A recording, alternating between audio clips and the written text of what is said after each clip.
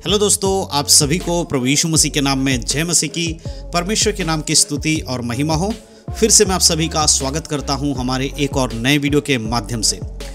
दोस्तों, अगर आप प्रभु यीशु मसीह पे विश्वास करते हैं तो कभी ना कभी आपने एक बात तो बहुत सारे लोगों से सुना होगा जो प्रभु यीशु मसीह पे विश्वास नहीं करते हैं। कई बार लोग ये कहते हैं कि चर्च में लोगों को, जो ईसाई लोग होते हैं या क्रिश्चियन लोग होते हैं, वो लोग चर्च में क्या करते हैं, मांस खाते हैं और लहू पीते हैं। और इस प्रकार से जो लोग नए जाते हैं उन लोगों को भी मांस खिलाया जाता है और लहू पिलाया जाता है। इस तरह के बहुत बार आपने लोगों से बातें कहते हुए आपने सुना होगा। वो लोग ऐसी बातें करते हैं जो यीशु मसीह पे विश्वास नहीं करते। आपने भी बहुत बार इस बात को ज़रूर सुना होगा। तो आज इस वीडियो के माध्यम से मैं आपको कुछ बातें बताने वाला हूँ। जो लोग ये सोचते हैं कि चर्च में जो लोग जाते हैं वो मांस खाते हैं या उनको मांस खिलाया जाता है या लहू पिलाया जाता है उन लोगों को, तो आज का वीडियो आपके लिए बहुत ज़रूरी है।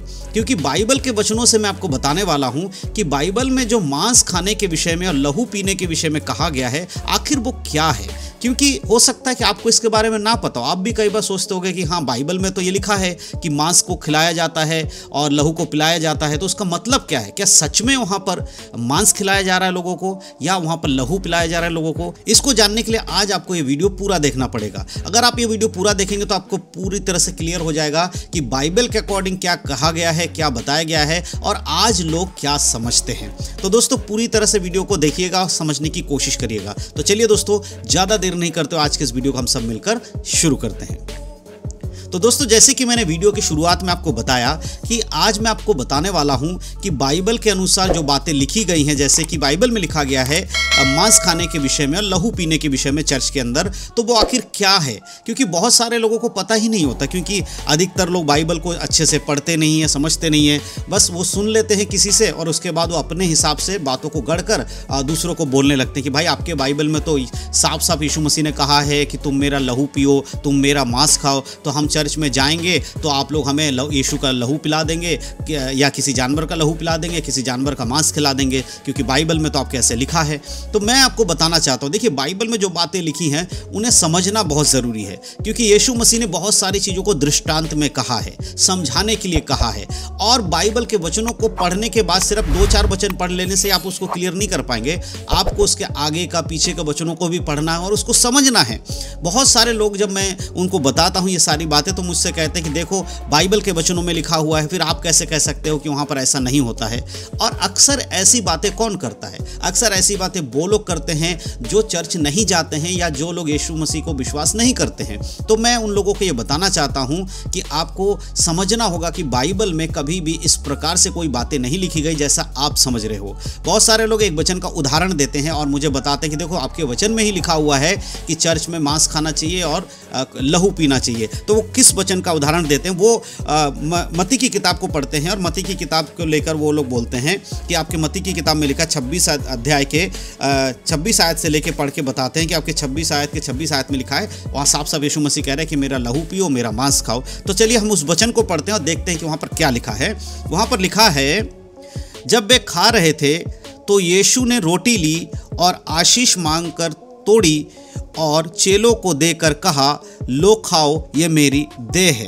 और 27 में लिखा है, फिर उसने कटोरा लेकर धन्यवाद किया और उन्हें देकर कहा, तुम सब इसमें से पियो। 28 में लिखा है, क्योंकि यह वाचा का मेरा वह लहू है जो बहुतों के लिए पापों का क्षमा के निमित्त बहाया जाता है। इस वचन को दिखाकर बहुत सारे लोग कहते हैं कि देखो, यहाँ पर साफ लिखा है, यीशु मसीह कह रहे हैं कि मेरा मांस खाओ, मेरे लहू को पियो। मेरे प्रियो, यहाँ पर जब यीशु मसीह इस बात को कह रहे हैं कि मांस को खाओ और लहू को पियो, तो उन्होंने वहाँ पर क्लियर कर दिया है कि ये वाचा का लहू, यानी कि एक उदाहरण दिया गया है। और वहाँ पर यीशु मसीह जिस लहू की बात कर रहे हैं, जिसको लेकर उनको दे रहे हैं, एक्चुअली में वो लहू नहीं है और जो मांस दे रहे हैं वो मांस नहीं है। वहाँ साफ साफ लिखा है कि उसने क्या किया, रोटी लिया और रोटी को तोड़ कर कहा कि ये जो रोटी है इसको ये समझो कि मेरा देह है, यानी कि खुद यीशु मसीह का शरीर है उसको उन्होंने रोटी के अनुसार दिखाया कि ये मेरे रोटी जैसा है मेरा देह। जब तुम इस रोटी खाते तो मेरे देह को समझो, क्योंकि जिस प्रकार रोटी तुम्हारे भूख को मिटाती है, तुम्हारे पेट की जरूरतों को पूरा कर रही है, तुम्हारे शरीर की जरूरतों को पूरा कर रही है, उसी प्रकार एक मनुष्य के पाप के छुटकारे के लिए जो जरूरत है, एक बलिदान की जरूरत है, वो मैं हूं। और मैं अपनी देह को इस रोटी की तरह सौंप रहा हूं, ताकि इस रोटी के द्वारा जैसे तुम्हारा भूख मिटता उसी प्रकार से तुम्हारे जीवन में इस देह के बदौलत उद्धार आएगा। तुम्हारे बीमारियों के लिए मैं अपने देह को तोड़ रहा हूं, तुम्हारे उद्धार के लिए, छुटकारे के लिए देह को तोड़ रहा हूं। तो वहां रोटी का मतलब क्या है? वहाँ पर मांस खाने के विषय में बात नहीं हो रही है। या चर्च में जब आप जाते हैं, आपने देखा होगा कई बार चर्च में किसी टाइम पे आपने देखा होगा कि एक ब्रेड लेके या रोटी लेके खिलाया जाता है या अंगूर का जूस पिलाया जाता है। लोगों को लगता है कि जी वहाँ मांस खिलाया गया है, वहाँ पर लहू पिलाया गया है। ऐसा नहीं है मेरे प्रियो। उसका मतलब यह है कि रोटी ही खिलाया जाता है और अंगूर का जूस ही पिलाया जाता है, लेकिन हमें यादगारी के लिए ऐसा करने के लिए कहा है, ताकि हमें वो बातें याद रहे कि जो यीशु ने हमारे लिए किया है। यीशु मसीह के लहू का जो पीने की बात यहाँ कही गई है कि कटोरा लेकर उसने धन्यवाद किया और लोगों को देकर कहा ये पियो, क्योंकि ये नया वाचा मेरे लहू का वाचा है। तो उस कटोरे में क्या था? क्या लहू था यीशु मसीह का? नहीं, उस कटोरे में यीशु मसीह का लहू नहीं था, परंतु उस कटोरे में क्या था? दाखरस। दाखरस का मतलब है अंगूर का जूस। और बहुत सारे लोग कहते हैं कि वो दारू भी है, वाइन करके, लेकिन अंग्रेजी में आप देखोगे तो दाखरस को वाइन ही कहा जाता है। तो एक्चुअल में चर्च के अंदर जब वो लाल रंग का आप कुछ पीते हुए देखते हो तो एक्चुअल में क्या है? वो अंगूर का जूस है। और आप सबको पता है ग्रेप जूस रेड कलर का होता है, ब्लैक ग्रेप जूस जो होता है रेड कलर का होता है। तो बहुत सारे लोगों को लगता है कि वो खून पिलाया गया है। और खासकर आजकल हमारे जो फिल्में आती हैं या जो नाटक आते हैं उसमें तो बहुत सारी चीज़ों को मिक्स करके दिखाया जाता है। तो लोगों को सच में यही लगने लगता है कि चर्च के अंदर, कलीसिया के अंदर जो रोटी या अंगूर का जूस दिया जाता है वो यही है, क्योंकि बाइबल में लिखा है कि मांस खाओ और लहू जो है उसको पियो।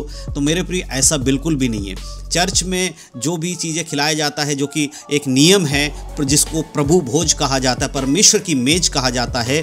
और यीशु मसीह ने जिस समय वो पकड़वाए जाने वाले थे उसके रात को यीशु मसीह अपने चेलों के संग बैठे थे और उन्होंने अपने चेलों को कहा कि ये रोटी खाओ और इस रोटी को खाकर याद रखो कि तुम्हारे लिए मेरी जो देह है वो इसी प्रकार से तोड़ी जाएगी। और जो तुम अंगूर का जूस पी रहे हो वो उसको दर्शाता है जो कि मेरा लहू तुम्हारे लिए, तुम्हारे पापों के लिए बहाया जाएगा। तो तुम मेरे याद में, जब मैं यहाँ नहीं रहूँगा उस समय तुम लोग मिलकर मेरे याद में इसी प्रकार से करना और याद करना कि मैंने तुम्हारे लिए अपने देह को तोड़ दिया था, यानी कि खुद को बलिदान कर दिया था, क्रूस पे चढ़ा दिया था, और क्रूस पर से कैसे मेरा लहू तुम्हारे लिए बहा था। जब तुम इस बात को याद करोगे तो इस रोटी को खाना और इस दाखरस को, यानी कि अंगूर के जूस को पीना, तब तुम्हें वो बातें याद रहेंगी। तो क्रिश्चियन लोग या मसीह लोग जब कोई चर्च में ऐसा करते हैं तो वो वाकई में मांस नहीं खा रहे होते हैं, वो नॉर्मल रोटी, ब्रेड या कुछ खा रहे होते हैं याद करने के लिए यीशु मसीह के उस बलिदान को। और जो लाल रंग का पी रहे होते हैं वो एक्चुअल में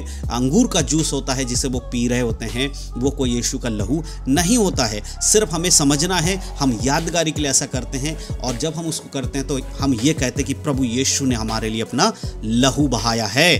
तो मेरे प्रियो, जो लोग ये सोचते हैं कि क्रिश्चियन लोग लहू पीते हैं या मांस खाते हैं, चर्च में खिलाया जाता है, चर्च में जाओगे तो आपका धर्म भ्रष्ट कर देंगे, ये कर देंगे, वो कर देंगे, इस प्रकार की बातें अगर आपके मन में आती है तो ऐसा बिल्कुल भी नहीं है।